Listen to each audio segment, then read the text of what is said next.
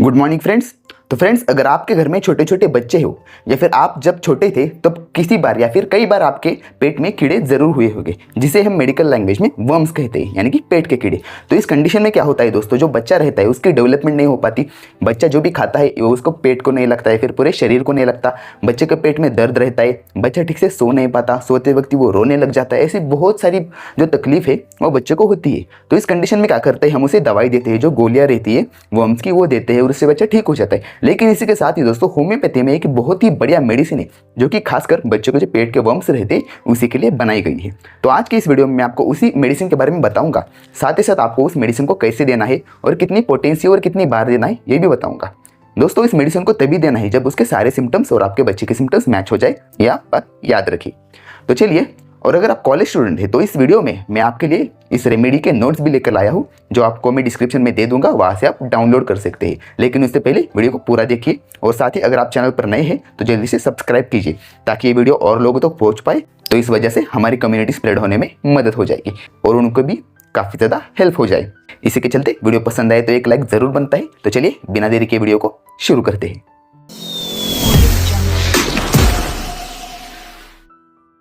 तो चलिए फ्रेंड्स, आज की रेमेडी शुरू करते हैं। तो वैसे तो हम इस रेमेडी को या मेडिसिन को सिना के नाम से जानते हैं, लेकिन इसका पूरा नाम है सिना मैरिटिमा, ठीक है।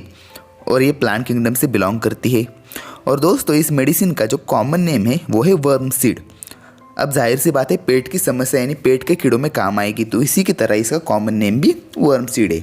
और साथ ही साथ अगर बात करें इसकी फैमिली की, तो इसकी फैमिली है दोस्तों कंपोजिटे फैमिली से सिना बिलोंग करती है। तो कौन सी मेन जो डिसीजेस है या फिर कंडीशन है उसमें काम करती है, तो सबसे पहला है वर्म रेमेडी, यानी बच्चों के पेट में या फिर बड़े आदमियों के पेट में भी, बड़े लोगों के पेट में अगर कीड़े हो जाए या फिर वर्म्स हो जाए, यानी कि एस्केरिस लुम्बिडिकोइड्स यानी कि राउंड वर्म, इस तरह के वर्म्स हो जाए तो उस कंडीशन में।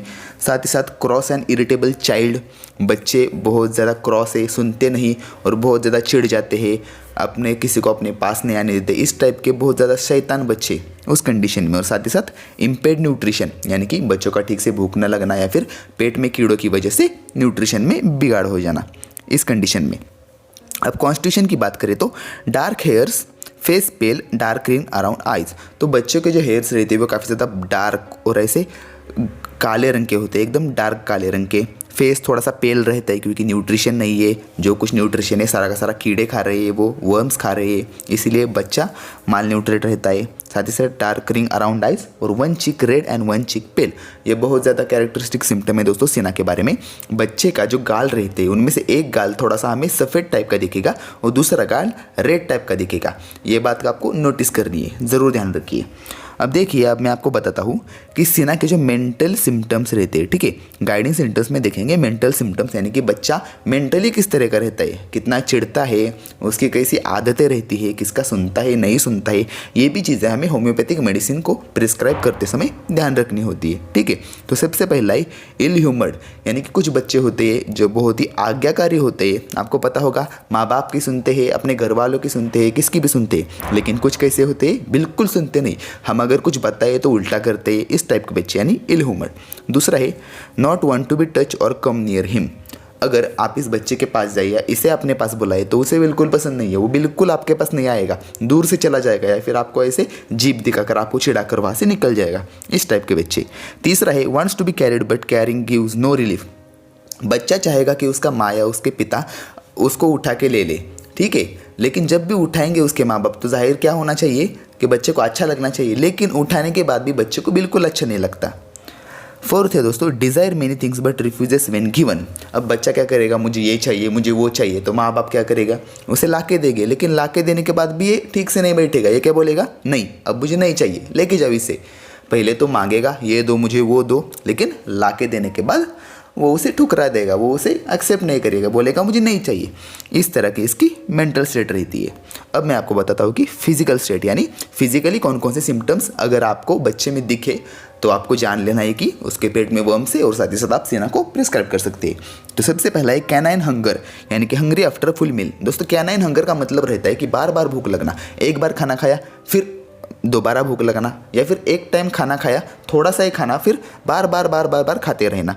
ये किस वजह से होता है? तो पेट में कीड़े हैं, तो जो भी बच्चा खाना खाएगा वो सारे तो वो वर्म्स खा जाएंगे, तो बच्चे को क्या मिलेगा? इसी कारण पेट भर खाना खाने के बाद भी बच्चे को खाना खाने की इच्छा होगी। साथ ही साथ स्वीट्स और इनडाइजेस्टिबल थिंग्स, इनडाइजेस्टिबल मतलब बच्चा चाहेगा उसे मिट्टी खानी है, चॉक खाना है, या फिर जो ऐसी चीज़ें हैं जो कि खाने के लिए नहीं है लेकिन उसकी इच्छा होगी कि मुझे वो सब खाना है, यानी मीठा और इनडाइजेस्टिबल थिंग्स खाने की बच्चे की क्रेविंग रहेगी।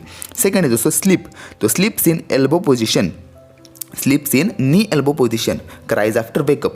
तो क्या होता है, बच्चे के पेट में दुखेगा क्योंकि पेट में वर्म्स है, तो बच्चा सोते वक्त क्या करेगा कि अपना ऐसा दोनों घुटने और साथ ही अपने दोनों को ही जो हमारे नीज रहते हैं उनको ऐसे मिलाकर पेट के बल सो जाएगा। ठीक है, ये ध्यान रखिए आप।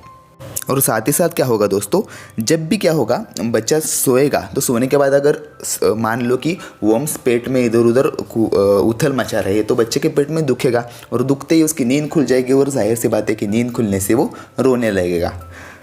थर्ड है दोस्तों नोज़, तो constant boning of nose, rubbing against pillow, rubbing on the shoulder of nurse.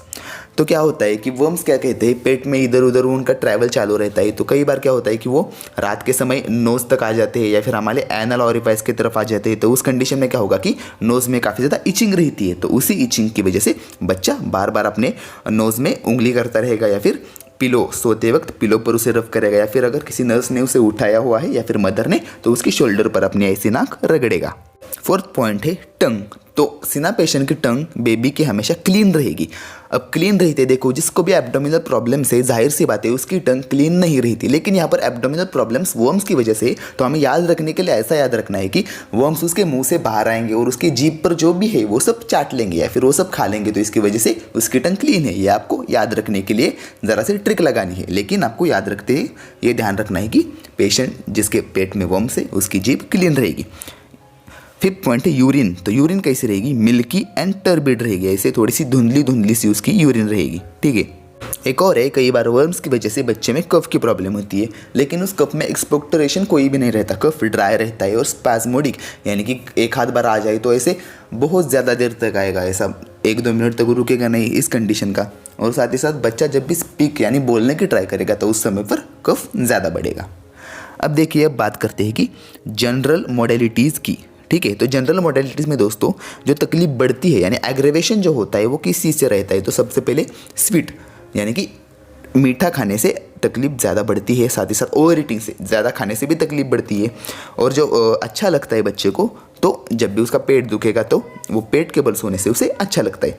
और यहाँ पर मैं आपको एडिशनल पॉइंट बताता हूँ कि डोज, यानी कि अगर आपको ये सारे सिम्टम्स बच्चे में दिखे तभी आपको इसे प्रिस्क्राइब करना है। ठीक है, तो सिम्टम्स अगर मैच हो जाए तो उस कंडीशन में सिना 30 पोटेंसी को आपको क्या करना है, 4 ग्लोब्यूल्स 3 टाइम देना है दिन में, 3 से 4 दिन तक। ठीक है, और अगर बच्चा अभी तक खाना नहीं खाता, सिर्फ माँ के दूध पर है, तो उसके क्या करना है कि माँ का दूध निकाल कर थोड़ा सा उसमें ग्लोब्यूल्स क्रश करके बच्चे को पीने के लिए देना है। तो इससे भी बच्चे की जो वर्म की समस्या है वो काफ़ी हद तक ठीक हो जाएगी और बच्चा अच्छा खासा खाने पीने लगेगा और जो खाया है वो उसके शरीर को भी लगेगा।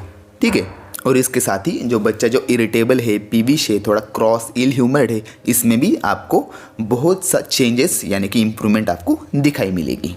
तो ये थी दोस्तों हमारी आज की मेडिसिन, जिसका नाम था सिना। तो अगर आपके घर में किसी के पेट में कीड़े हैं और साथ ही सिम्टम्स मैच हो जाए तो आप इसे बिल्कुल प्रिस्क्राइब कर सकते हैं, आपको बढ़िया से बढ़िया रिजल्ट देखने को मिलेंगे। तो चलिए आज के वीडियो में इतना ही, मैं मिलता हूँ आपसे अगली वीडियो में और लेकर आऊँगा एक और नई रेमेडी। तब तक के लिए नमस्कार।